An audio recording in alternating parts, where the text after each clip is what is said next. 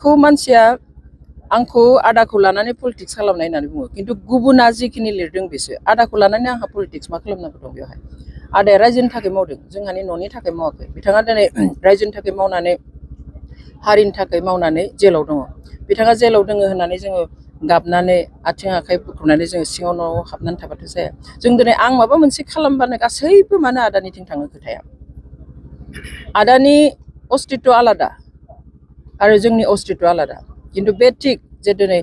United फराम of एक्स एनडिएफबिआ दिनै बे एपिबि दोलोखौ दादों बिथांमोना जि गोलाव सम बर' हारिनि गांनाय उखैनाय गादबनाय सोबख'जानाय मुगैजानाय बिनि थाखाय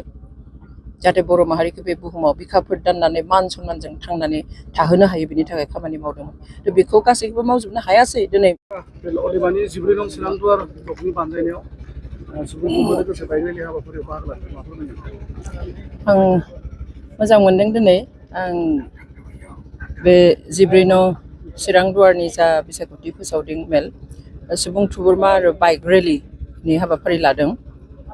बाइक रेलिया एसे उनाव जागोन बाखि हाबाफारिखौ लाग्रोबाय जोंनि जाय बिजाथि बिथां नायस्रां औवारि बिथांनि थाखाय फोसावदिंनो फैदों मोजां मोनदों नाथाय एसे खोनानानै एसे सोमोनांदों जे चिरां बायदि जायगायाव दिनै गुबुन हान्जानि मानसिफ्रा जोंनि बेयावहाय जथुमाव फैनो गोनां रायजो राजाखौ होबथादों गोबाङा जइन जानोबो फैनो गोनांमोन बिसोरखौ गामियैनो होबथाना दोनदों होननानै खोनानो मोनदों जायनि थाखाय बेवहाय सुबुं अनजिमाया खम जादों जेबो नङा जों सानो मानसिखौ होबथानो हागोन नाथाय भट होनायखौ होबथानो हानाय नङा आरो जोंखौ दिनै होबथाबाय थानायनि जाहोनानो जाबाय ओजों सानजाथिंनिफ्राय जों दिनै बिसिम नुफैबाय जे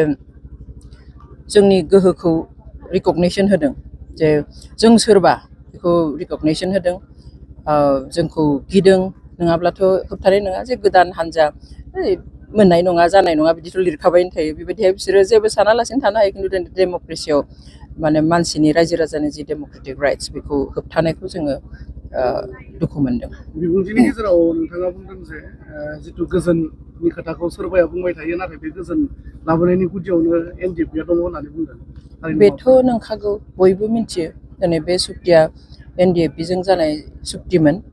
बिथांमोना हाथियार लानानै सोमावसारनायखायनो बे हाथियार लानानै सोमावसारबाय बेनिफ्राय हाथियारखौ गथायबाय बेनिखायनोथ' बेयो गोजोन सुक्ति नामा गोजोन सुक्ति डेम'क्रेटिक अर्गेनाइजेसनफोरजों जेब्ला गोरोबथा जायो अब्ला बेखौ गोजोन गोरोबथा होननानै मुं होनाय जों मालाबाबो खोनाफेराखै आरो नङाबो आरो बेखौ सोरखाराबो बुंखायो बेयो एनडिएफबिजों जानाय मोनसे गोजोन गोरोबथा आरो बेनो सैथो एपिबि राजखान्थिखौ हान्जाखौ डक्टर रन्जलि दैमारिया रन्जन दैमारिनि मुं लानानै खालामनो नाजादों होनना समाजारि बिजोङाव गोबां गोसारनाय नुनो मोनदों आंबो नुदों बेखौ मानसिया आंखौ आदाखौ लानानै पलिटिक्स खालामनाय होननानै बुङो खिन्थु गुबुना जिखिनि लिरदों बेसो आदाखौ लानानै आंहा पलिटिक्स मा खालामनांगौ दं बेवहाय आदाया रायजोनि थाखाय मावदों जोंहानि न'नि थाखाय मावाखै बिथाङा दिनै रायजोनि थाखाय मावनानै हारिनि थाखाय मावनानै जेलाव दङ बिथाङा जेलाव दङ होननानै जोङो गाबनानै आथिं आखाइ बुख्रुबनानै जोङो सिङाव न'आव हाबनानै थाबाथ' जाया जों दिनै आं माबा मोनसे खालामबानो गासैबो मानो आदानिथिं थाङो खोथाया आदानि अस्तित्व आलादा आरो जोंनि अस्तित्व आलादा खिन्थु बे थिग जे दिनै इउनाइटेड फराम अफ एक्स एनडिएफबिआ दिनै बे एपिबि दोलोखौ दादों बिथांमोना जि गोलाव सम बर' हारिनि गांनाय उखैनाय गादबनाय सोबख'जानाय मुगैजानाय बिनि थाखाय जाहाथे बर' माहारिखौ बे बुहुमाव बिखाफोर दाननानै मान सन्मानजों थांनानै थाहोनो हायो बिनि थाखाय खामानि मावदोंमोन थ' बेखौ गासैखौबो मावजोबनो हायासै दिनै माखासेया जेलाव दाबो दङ बेवहाय बिनि बिथायाव जिखिनि मावजोबनो हायासै बेखौ मावलांनो थाखाय हाथियारजों नङा बहाबा राजा लामा होबथानानै नङा बा बहाबा रेल लाइन होबथानानै नङा खिन्थु पलिटिकेल सिस्टेमाव हाबनानै मोनसे खामानि मावनो थांनायाव बेयाव सोरखौबा लानानै पलिटिक्स खालामनायनि मा बाथ्रा थानो हागौ दिनै सिगाङाव सोरखाराव थानाय हान्जाया बुंदोंमोन जे जोङो देरहायोब्ला रन्जन दैमारिखौ लानानै गासैखौबो जेलनिफ्राय बख'गोन होननानै जों बेखौबो नुवासै दा जों जुदि माबा मोनसे खालामनो नागिरो मावनो नागिरो बेफोर गासैखौबो जुदि सोरखौबा लानानै पलिटिक्स खालामनाय होनो अब्ला जों जेबो मावनो नाङा नामा दा मोनसे खोथा जोबथि कुइसन 14 नं सिरांदुवार बियाबा नोजोर बोथाव बिपिएफनि गाहाय हाग्रामा महिलारि आरो आगुनि बिपिएफनिनो बै समनि खुंथायनि डिपुटि चिफ खाम्फा बरगयारि बिथांमोनजों लोगोसे नैबे एपिबि गोदानै जोनोम मोननाय माबायदि जुजिनो हागोन होनना सानो फैना माबायदि नुफैदों दिनै जुजिनाया हानाय हायैनि खोथाया बेखौ जोङो गोसोआव लानानै नाङा जोंहा मोन्थाय दङ बेयाव जुजिनो जोंहा केन्डिडेट दङ जों केन्डिडेटजों जुजिगोन आरो बिथांमोना गावनि जायगायाव थानानै जुजिगोन बिथांमोननि जि जुजिनाय बेखौथ' माने जोङो नायोब्ला एसे दुखुनांथावसो मोनो दिनै राजखान्थियाव गावजों गाव जुजिलायनायखौ जों नुदों सुथुर बादि सानलायनायखौ जों नुदों हानजा लानानै खिन्थु इलेक्सनाव बेखौ लानानै फैबाय दिनै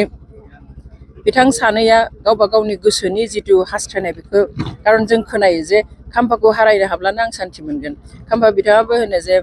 हाग्रामा बिथांखौ हारायनो मोनब्लानो आं सान्थि मोनगोन द्याट मिन्स भटार्सफोरखौ गावबा गावनि सार्थनि थाखाय दिनै बाहायनाय बायदि जों नुदों जे चिरां 14 चिरां दुवार आरो देबोरगावनि रायजो राजाखौ गावबा गावनि